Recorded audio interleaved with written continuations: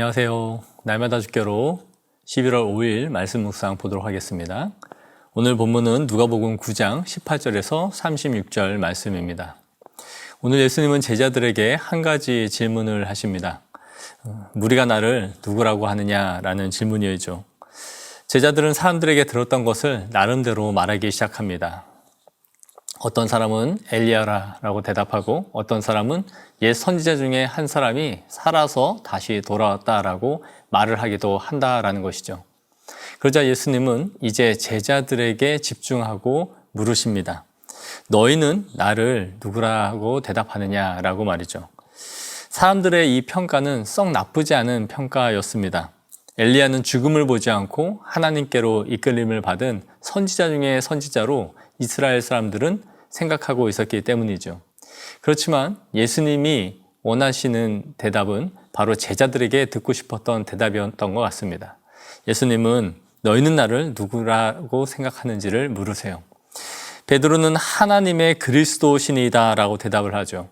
날마다 주께로 묵상을 위한 용어 해설을 보시면 하나님의 그리스도라는 말이 소유의 의미보다는 하나님으로 말미암은 그리스도라고 해석하는 것이 더 자연스럽다라고 기록되어 있습니다.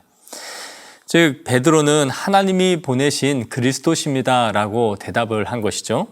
그러자 예수님은 거기서 더 나아가셔서 제자들에게 경계와 함께 예수님의 사역을 이해할 수 있도록 말씀해 주십니다.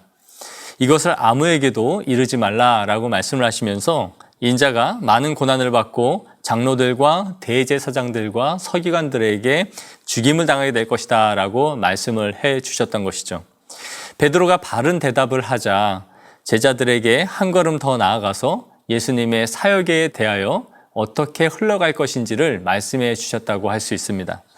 오늘 예수님의 질문은 우리들에게도 의미심장하게 동일한 질문입니다.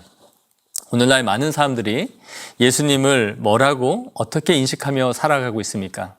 우리 주변의 사람들에게 예수님은 어떤 분이시고 누구십니까? 라고 질문을 한다면 사람들은 뭐라고 대답을 할까요? 누군가는 세계 성인 중에 한 사람입니다 라고 말할 수 있죠. 또 누군가는 인류의 죄를 위해 죽어간 사람 아닙니까? 라고 좀 더 나은 대답을 할 수도 있습니다. 믿지 않는 사람들도 자신의 지식에 따라서 예수님에 대해 이러쿵저러쿵 자신의 생각을 말할 수 있는 것이죠. 그러나 예수님의 관심은 여러분에게 있습니다. 예수님이 오늘 우리에게 너는 나를 누구라고 생각하느냐라고 할 때에 우리는 뭐라고 대답하시겠습니까? 어떤 사람은 예수님을 믿어서 병고침을 받은 사람이 있을 수 있습니다. 또 누군가는 사업 실패로 어려움을 많이 겪다가 예수님을 믿고 많은 이 재정적인 어려움을 해결받은 사람이 있을 수 있습니다. 또 누군가는 부족함이 없이 잘 살았지만 마음에는 항상 근심과 고통 속에서 불면증에 시달리다가 예수님을 만난 이후에 평안과 기쁨을 찾았습니다라고 대답하는 사람이 있을 수 있습니다.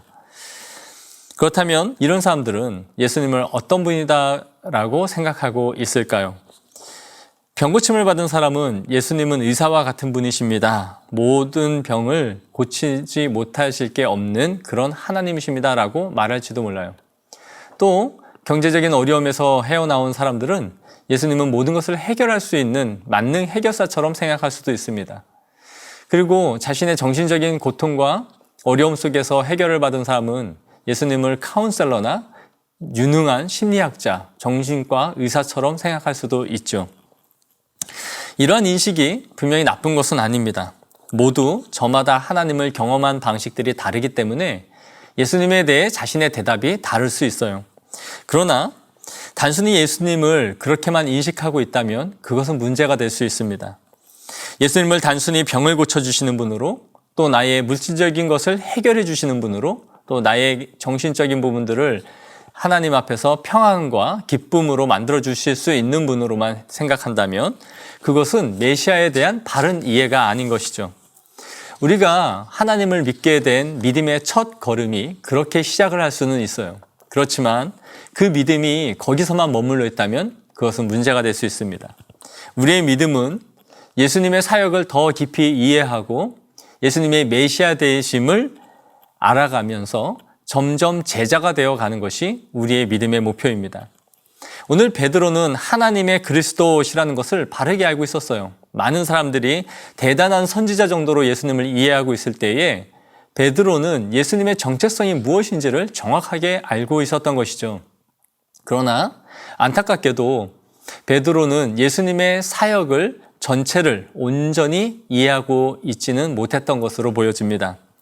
예수님은 29절에 본문에 이 변화산에서 용모가 변하시고 그곳에서 모세와 엘리야와 영광 중에 이야기하는 것을 보게 됩니다. 그들이 이전에 경험해 보지 못한 영광으로 가득한 메시아이신 예수님의 모습을 보았던 것이죠.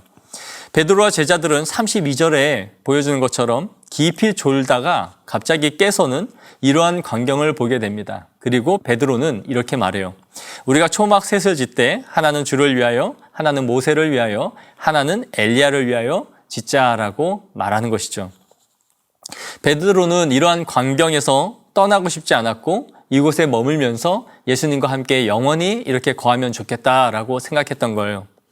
그러나 예수님과 모세와 엘리야가 대화를 나눈 내용은 어떻게 적혀 있습니까? 장차 예수께서 예루살렘에서 별세하실 것에 대해서 얘기하셨다라고 말씀하고 있어요. 뿐만 아니라 22절에 예수님은 제자들에게 이렇게 말씀해 주셨습니다. 장로들과 대제사장들과 서기관들에게 버림받아 죽임을 당할 것이다 라는 것을 말씀해 주신 것이죠. 이러한 말씀에 비춰볼 때 베드로의 제안은 예수님의 사역과는 전혀 관계가 없는 말이었던 거예요. 33절에 말씀하는 것처럼 자기가 하는 말을 자기도 알지 못하더라 라고 기록되어 있는 것이죠. 그렇습니다.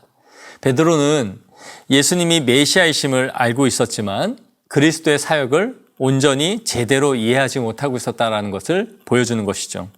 베드로는 예수님의 이러한 모습을 보면서 자기의 욕심대로 그 상태에 머물고 싶었지 그분의 사역을 이루는 것에는 아직 미치지 못하고 있었던 것입니다.